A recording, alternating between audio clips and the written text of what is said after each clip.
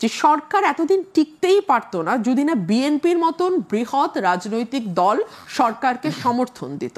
বিএনপির acting chairman শুরু থেকে একটা কথা বলেছে, এটি আমাদের সরকার, এই সরকারকে কোনোভাবে ব্যর্থ হতে দেয়া যাবে না, কিন্তু সরকার যদি নিজেই নিজেকে ব্যর্থ করে তাহলে আমাদের কিছু করার থাকবে না। আমরা কি লক্ষ্য করলাম, সরকার বলল যেটি স্বতঃস্ফূর্ত গণ অভ্যুত্থান, এখানে সকল শ্রেণী পেশা, ভ্যান চালক, রিক্সা চালক, সিএনজি চালক, সবজি বিক্রেতা, মাছ বিক্রেতা, আমরা, স্টুডেন্টরা, পলিটিক্যাল কর্মীরা, সবাই গণ আন্দোলন, গণ জোয়ার তৈরি হয়েছে। সেটাকেই উনি 2-3 মাস পরে বললেন মেটিকুলাসলি প্ল্যান্ড মুভমেন্ট। তারপরে তিনি বললেন there is a brain behind this movement. এই কথাগুলো কিন্তু বলার সাথে সাথে উনি নিজেকে অন্য পলিটিক্যাল পার্টি এবং দেশের মানুষ থেকে বিচ্ছিন্ন করা শুরু করলেন। উনি বললেন ছাত্ররা আমাকে নিয়োগ দিয়েছে, ওরা যতদিন বলবে আমি থাকবো।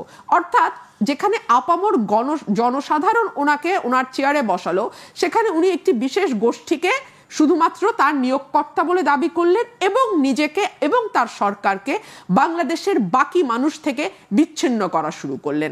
এবং তারপরে আমরা লক্ষ্য করা শুরু করলাম সরকার প্রধান তার একটি সফট কর্নার এই নতুন রাজনৈতিক দল এনসিপির প্রতি।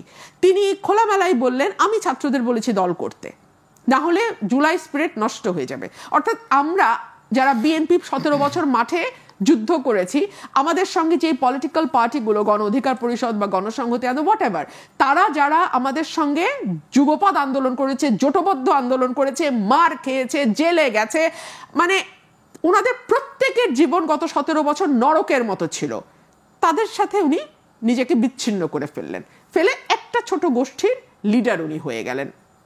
সো দূরত্ব বলেন বা এলিয়েনেশন বলেন, যেটা এটা কিন্তু সরকার প্রধানের কাছ থেকেই শুরু হলো এবং এটা এখনো চলছে। এই দূরত্বটা কি শুধুমাত্র রাজনৈতিকতার কারণে? কারণ গণ আন্দোলনে কিন্তু একসাথেই আপনারা ছিলেন, এখন এই এনসিপির সাথে আপনাদের যে বিরোধটা, এটা কি জন্য হচ্ছে?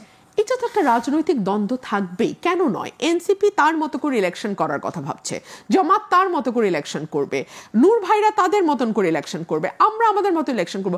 সো আমাদের তো পলিটিক্যাল ডিসকোর্স থাকবেই, আমাদের পলিটিক্যাল কিন্তু থাকবেই। একেবারে সদ্য একটা গঠিত একটা দল, রাজনৈতিক দল, কিন্তু বিএনপি কিন্তু অনেক বড় একটা দল। আমরা যদি এখন এই প্রেক্ষিতে চিন্তা করি, সেই ক্ষেত্রে তাদের সাথে কেন বিরোধিতা হবে? আমি খুবই বিনয়ের সাথে তাহলে আপনাকে মনে করিয়ে দেই, আপনি যখন জুনিয়র সিনিয়রের প্রসঙ্গ তুললেনই, আমাকে একটু বিনীতভাবে বলতেই হয়, জুনিয়ররা কি সিনিয়রদেরকে তার প্রাপ্য সম্মান দিয়ে কথা বলেছিলেন শুরু থেকে? ওনারা কি বলেন নাই যে আপনারা পারলে তো আর আমাদের আসতে হতো না? অ্যাজ ইফ বিএনপির 17 বছরের সমস্ত ত্যাগ, সমস্ত আন্দোলন সংগ্রাম, জেলে যাওয়া, মামলা খাওয়া, গুম হওয়া, বিচার বহির্ভূতভাবে খুন হওয়া, এই সকল কিছু তুচ্ছ হয়ে গেল।